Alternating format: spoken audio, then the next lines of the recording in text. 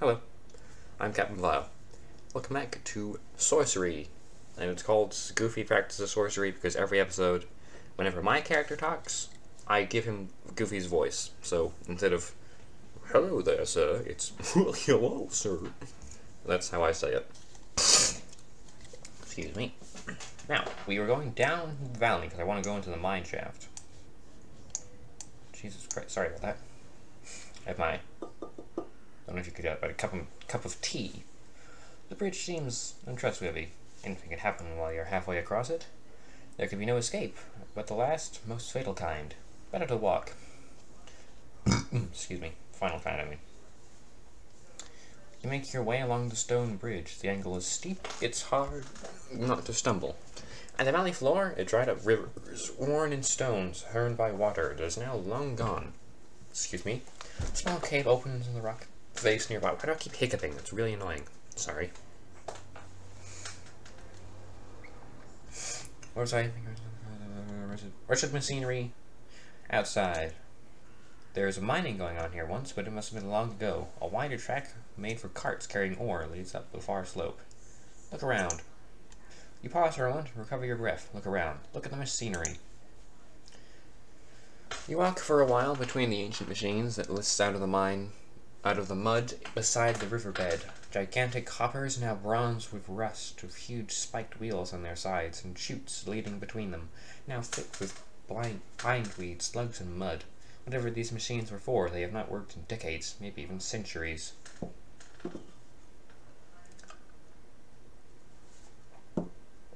If you don't know what that was, I tap my table in order to tell you I'm taking a drink of my tea, and I tap it again when I'm done, just so you know, in case you're not confused by the, like 5-second pause when I sip.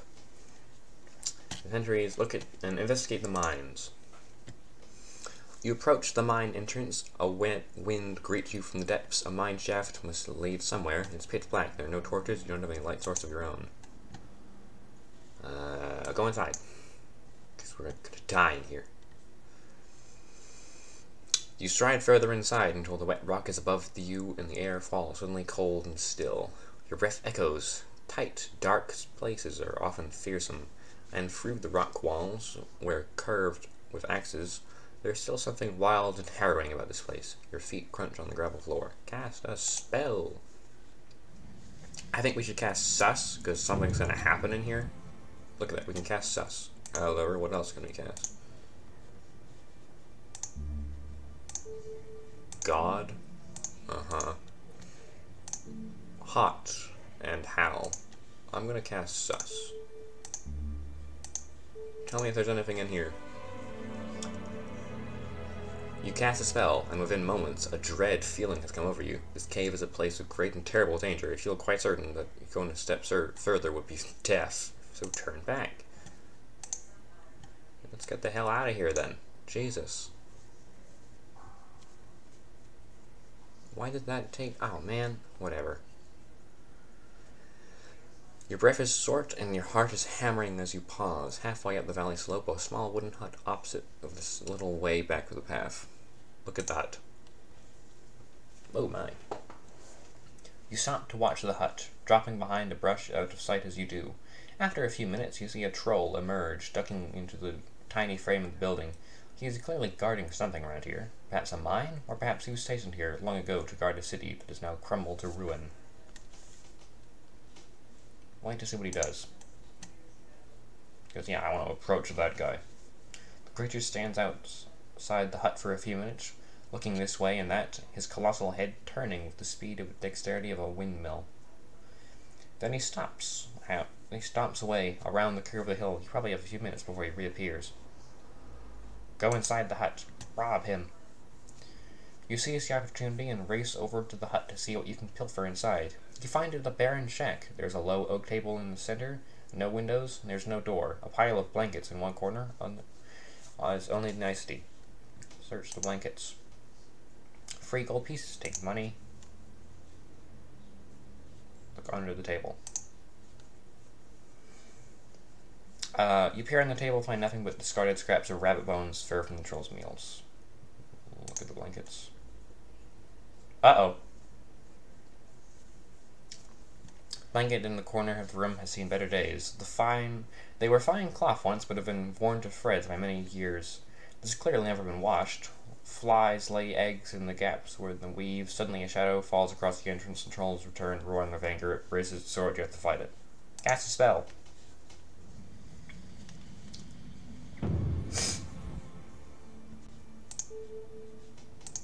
That's way too much stamina.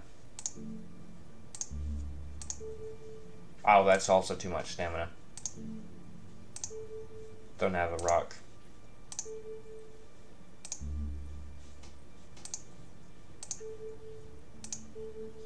Ah, damn it.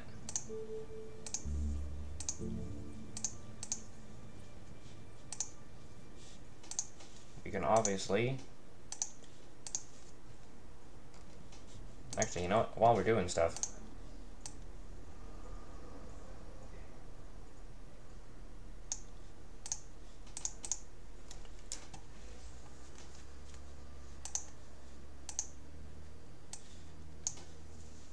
Hey, might as well, you know. See? Not as bad. Look at the hat. I'm just gonna go back. See what it does. Go inside. Take the gold and run. Switch blankets. No, no, no, no, damn it.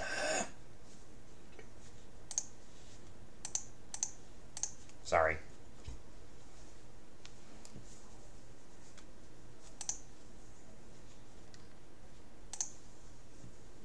Just trying to get past, or just trying to go quickly, because I'm kind of wasting time doing this. Search the blankets. Take the money. Leave. You've been here long enough. Quickly you turn and hurry away just in time to see the troll returning from its patrol around the edge of the hill.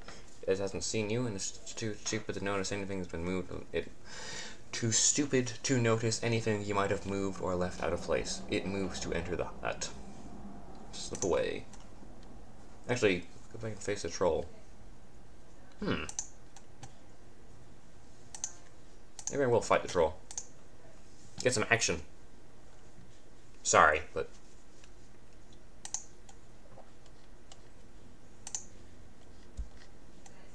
Hey, this is what this game is, alright? Sorry. Search the blankets. Take the money. Leave. Fight the troll. You move towards the troll.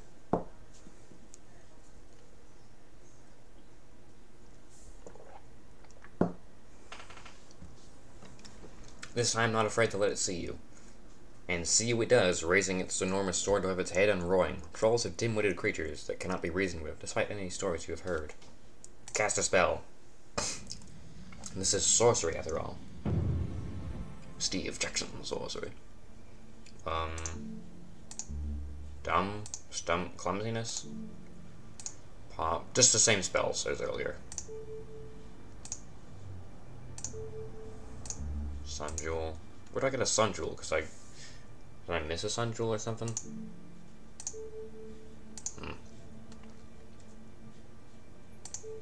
I don't know. Walk. Sure. Oh, he's not that big. The stroll. All in. Oh, crap. We may be here a while. What did I say? Oh, that's not good.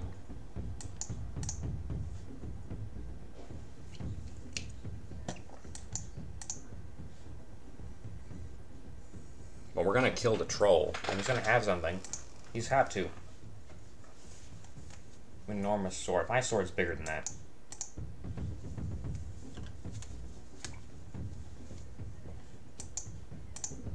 I'm just gonna do this and die quickly.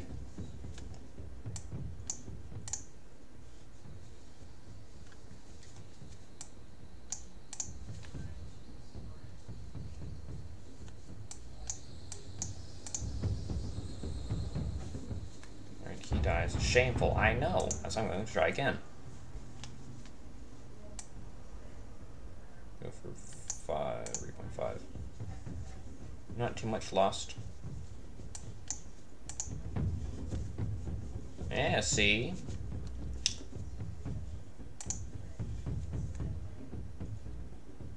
Wait, I didn't lose any.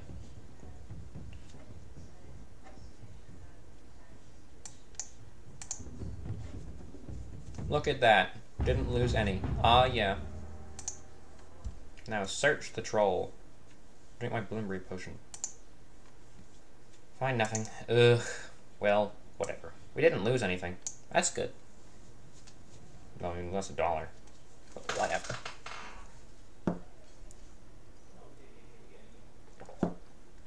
That's good tea. Another hour passes and you finish the climb. With the sun starting to hang heavy in the sky, you reach the top and meet the other end of a rope bridge. Look at the bridge. It may look stable, but it's undoubtedly a death trap set to part travelers from their gold and from their lives. You continue down the slope as the evening draws in. Head for town.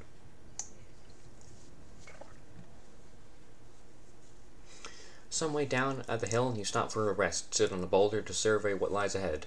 The path leads downwards, and its foot, cradled with 3 large peaks, is a village, and quite a large one at that. Behind you, the sun is falling rapidly into the hills. It will be night soon. Approach the village. Your heart swells. A village might mean a chance to restock provisions. I do have more gold, yes. You hop down from the boulder and make your way forward. When an overhanging branch touches your face and you hear a lively chirping. Freeze. You freeze. Hovering over by your shoulder is a small creature the size of a bird. It's childlike but very thin with green skin, and it fits around you on transparent wings.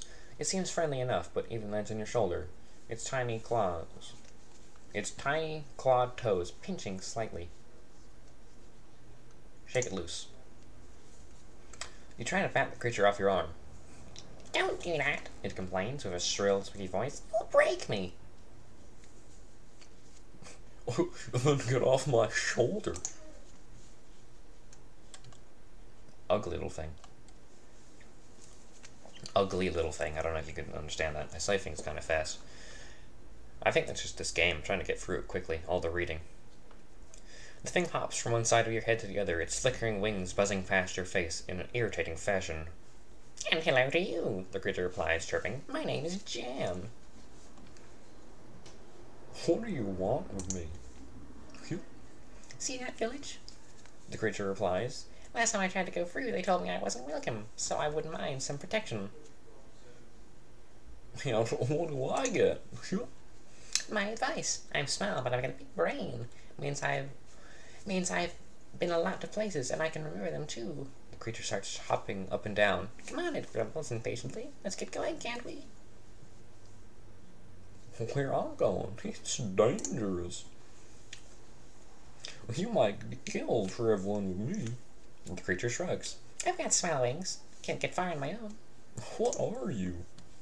The creature does a backflip and gives a low bow. I'm a Minimite. Pleased to meet you. It reaches out a tiny hand and shakes your earlobe. That's weird. I'll eat you if you try that again. I'll choke you if you do. The creature whips back. Tiny bones. The creature fits into your shoulder once more. You're not in any hurry, are you? It observes. Do you want to sleep in the rough? I'm not going anywhere until you're gone. You told the creature forcefully. Well, I'm sure you'll change your mind eventually. Minimites get very attached to their owners, you see. I'm quite comfortable. Stay here or go on. It's up to you. Swat it away. Get away from me. You try to swat the creature away, but it's too fast for you. I'll be quiet. Jann promises. You won't even remember I'm here. It doesn't seem likely, but equally you seem to have no choice. You descend into the bowl of the valley. Its hills on either side are towering tall for the village, into deep shadows. It would seem a very gloomy, threatening place, but from the streets and the distant sound of laughter and merriment. Alright. Enter the town. Maybe I can get the townspeople to get rid of him. You continue along the path. Sounds of festivities grow louder. It's almost spooky here in the shade of valley. After so long on the dire road, the people in this village seem to be enjoying themselves. Jann, what's going on? Are they bewitched? Jann shakes his head. No, if there was magic, believe me, I'd know. This is the festival of the young. What's that? Well, take a look. Jann weaves a little hand around the village.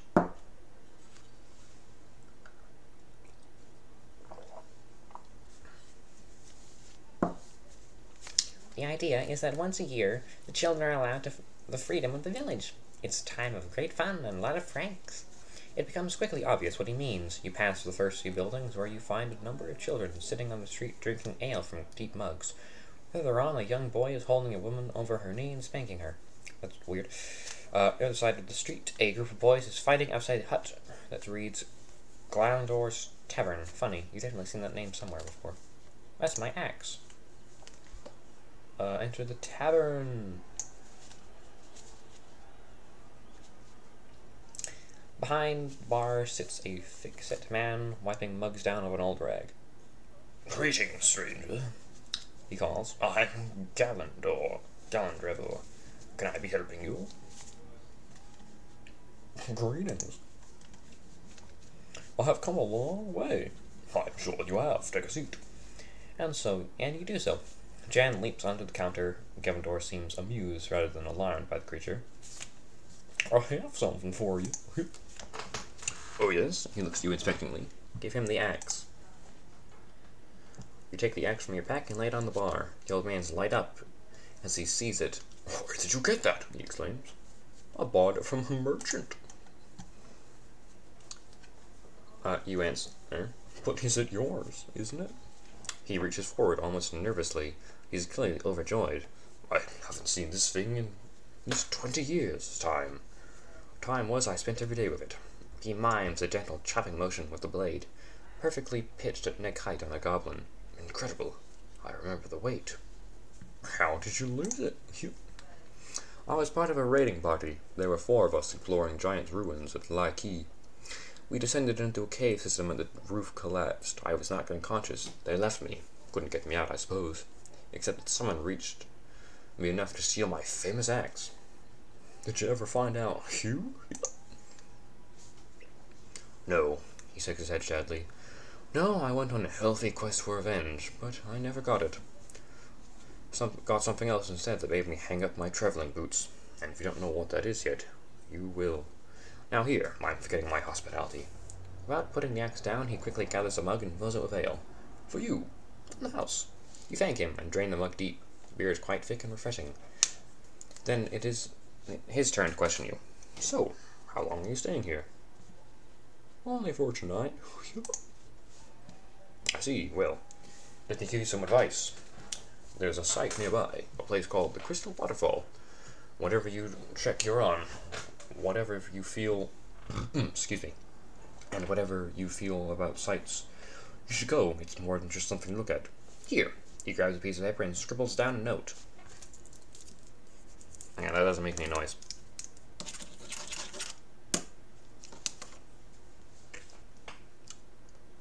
Note. Hand this to the idiot who collects the toll. He'll let you pass. Thank you. He nods. I'll accept your thanks for now, but once you've been, I'm telling you, you'll really mean it. You nod. And once you leave, where to next? To Carre. Carre, now there's a town. Listen, let me give you some advice. Go right ahead, it's useful. I have some powerful friends, you see, he says, and his tone might be slightly threatening. There's a man I know. He's quite an important man, too. Name's Vic. If you get into trouble, just remember that. Even a name can be a thing of power. Same as to how you find me. This is bound to be useful information later. Who is he? A man of power and influence. A politician, you might say. Glandor grins. Anyway, you'll find out, no doubt. He takes to wiping down the bar again. So you'll be heading through Trapani, he continues, which is Sion village. No humans there at all. The chief will probably try to persuade you into helping his daughter. She's been carried off by her mothers. Of course I'll help you. My hero. Good. I'm glad to hear it. Poor girl, she's been left as a sacrifice in a dark cave guarded by a deadly manticore. If you've not met one before, well, watch your back. And your front, if you know a spell or two. Then all the good. The beer is done. You stand to go. Nod to Glandor and head out the street. Jann flits quietly along behind. Oh, he's still here. Well, that should be enough for now. Thank you for watching. Good Vile.